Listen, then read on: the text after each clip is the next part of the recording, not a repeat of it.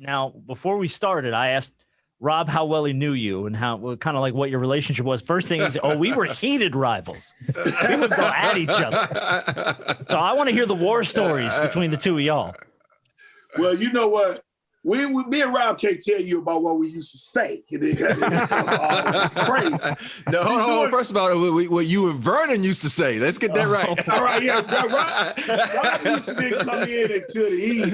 You know, because Vernon used to have it heated up already that we was on 25,000. You know what I'm saying? And then Rob would say something I'd say something to Rob and Rob would come back.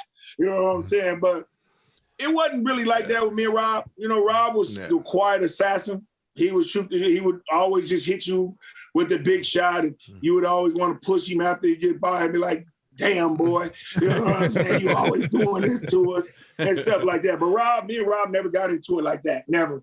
It wasn't never a heated moment like that. We would always used to just talk about casual, friendly stuff, you know. And he was right. Yeah. It was for me and Vern when he played for Houston, always going at it like that. With the Lakers, nobody. We were all buddies there, so. It was one of the things where San Antonio, he was just saying, because he was on the choir boy team during that time. You know? That was a true choir boy team. Yeah. They was a choir boy team, so they wasn't really into all that. So, but with Houston, it was really Vernon Maxwell. But that's why me and Rob is so cool now, tight now, because the simple fact is we don't let no nonsense. We really mellow. You know, now I'm mellow in my days. That was basketball.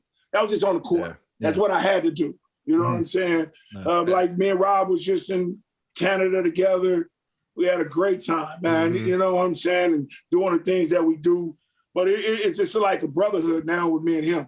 You know, we cool like that. When we see each other, we gip and gab, have us a drink, kick back, like two grown men. You know what I'm saying? We too old for that now.